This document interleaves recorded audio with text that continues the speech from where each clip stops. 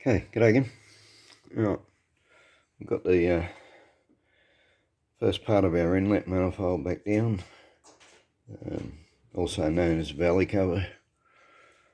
And I'm just going to run through a little bit of the procedure, just for anybody who's new to doing things like this. Okay, the first thing, right, these are the spare ones. The gasket kit comes with different ones. This is possibly for a Windsor 302, a Cleveland 302, something with a wider, either a wider V or a narrower head. Could be for different heads, but anyway, these were the spares.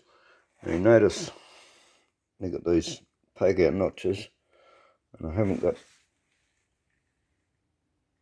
another one of the gaskets that run along the ports, but they're notched out so they clip into these pieces.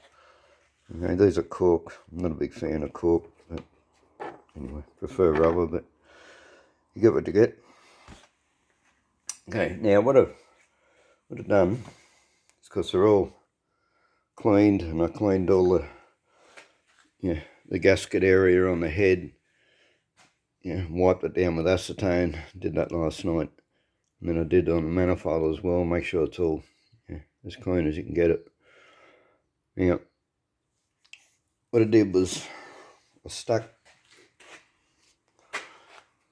these pieces here down. These pieces go at the end.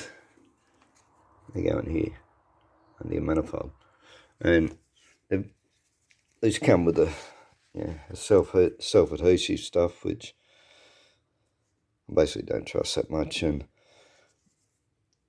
sticking them down wouldn't have worked anyway, because one had the sticky side down and the other side had the sticky side up. So yeah, so what I've done, I've got a suitable sealant. This is a JB Weld one. This is basically it's $15 cheaper than the equivalent of a different brand.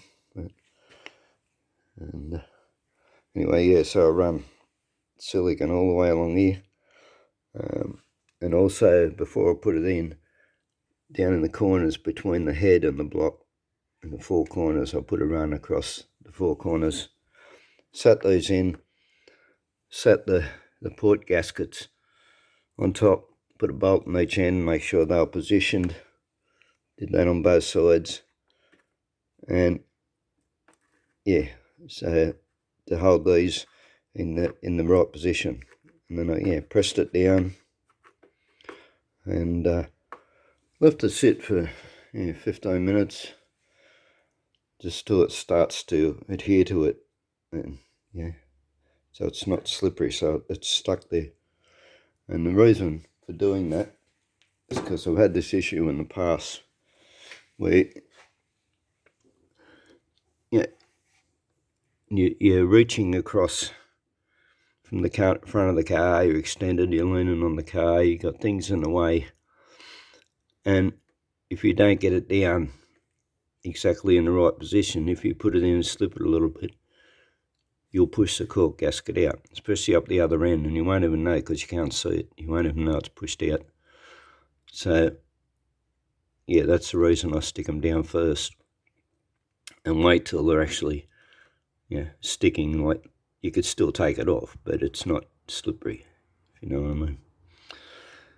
So after 15 minutes or so, I've then run another bead across the top of the cork gaskets and another run in the corners.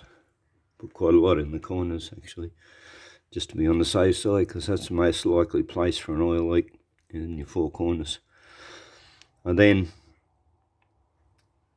coated both sides around the water jacket parts, like quite thinly. You don't want it thick, because you're not putting sealant right all the way along across the port, so it's it's got to squish the bulk of it out, most of it out. If it doesn't, if you put it on and you allow it to dry, well, then it's not going to seal properly around your ports, because the silicone you put around the water jackets is going to hold it out. So you basically got to put it on thin, and you've got to get the gasket on fairly quickly and the manifold down fairly quickly after you do that. So yeah, do the 4 ports, the 4 water jackets with silicone, and then place the head down, or not the head, the manifold down as carefully as you can. Try and get it in the exact place anyway, and get your 4 corner bolts in, make sure it's all positioned. Then I put the rest of the bolts in, did them all down finger tight, and then I start torquing it. On this, I looked up in my book, and it's a 2-stage torquing process. Firstly to 25 newtons and then 35. So, and like even in doing that, you don't just tighten one bolt down to 25 while the others are loose, finger tight. You go around, start in the middle, because you've got all your bolts in, but you start in the middle, and you wind them down and feel the tension with your hand. When you're getting a sort of a reasonable amount of tension, cross over, do that, go to your corners, come back, get all your bolts sort of wound down, just with I'll add just a normal wrench on it that I was holding right up near the top, so I'm not putting a lot of tension, or a lot of leverage, like, where have I put it now? Up here. If you're holding your wrench up here, you're putting a lot more torque than what you're holding it down here, see? And you're only going to start at 25 torque, so you're trying to only do 15 or so initially. So yeah, hold it right up near the top and just turn it until you start getting a bit of tension on each bolt. Go around, get that even. Then you get your torque wrench, and I actually had to go out and buy another one this morning.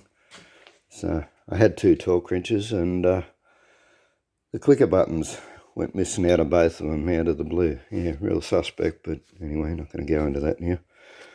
And the other torque wrench begins at 70. It doesn't go down low enough to do this, and this is a situation where you don't take a guess at it.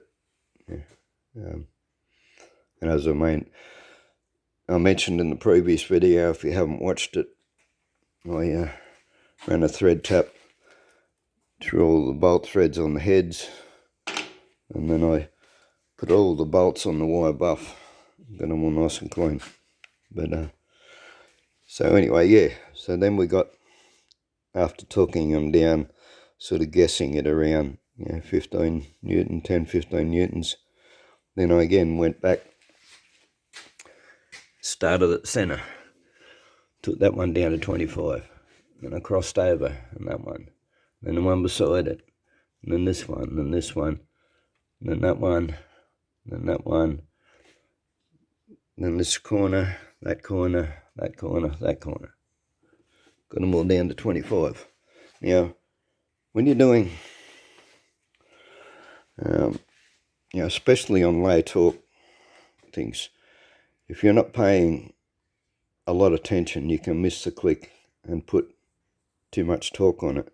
And the other thing too is, this is an $80 torque wrench. Wasn't the cheapest I could get. It's a 3/8 drive. But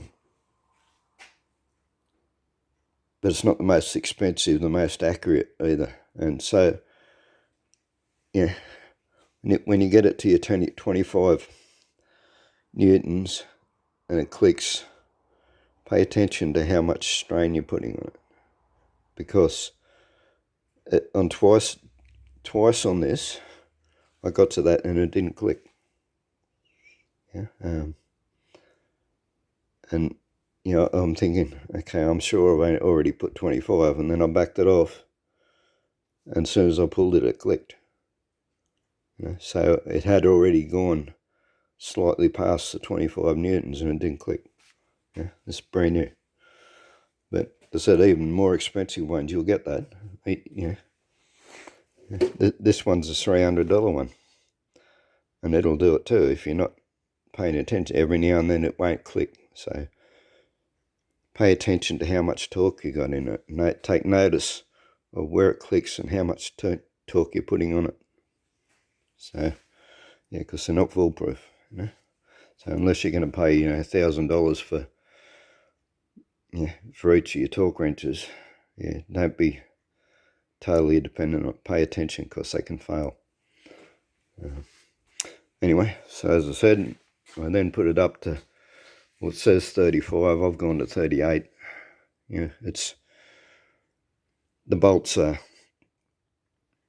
going into your cast iron heads, yeah, and they're like 5/16 thread, I think they are, but equivalent to about 8mm. Yeah, 8mm, it'll cope with, yeah, 50 pound before it breaks or strips the thread out, you know, or 50 Newton, not 50 pounds, sorry.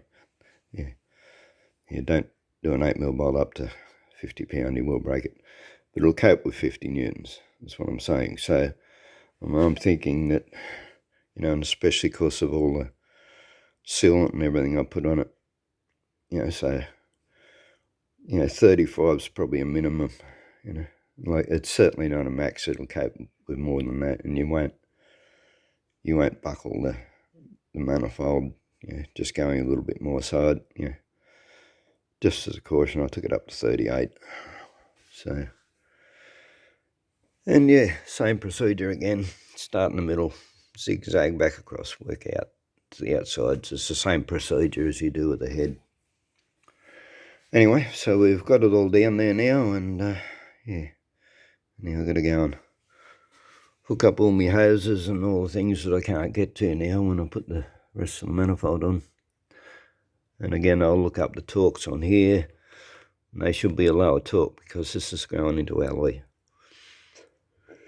So if these ones were 35, I expect these ones will only be 28, 30 or something like that. Could be wrong, but I will look them up. But yeah, I certainly won't be putting 38 newtons on a bolt going into alloy, so, which is what I did on the other bolts. Alright, thanks for watching, and yeah, hope this helps somebody. And you know, you're a qualified mechanic and you disagree with what I've said, say so. Yeah, I'm open to suggestion and learning, and yeah. Okay, thanks for watching. Hit like, please. Bye.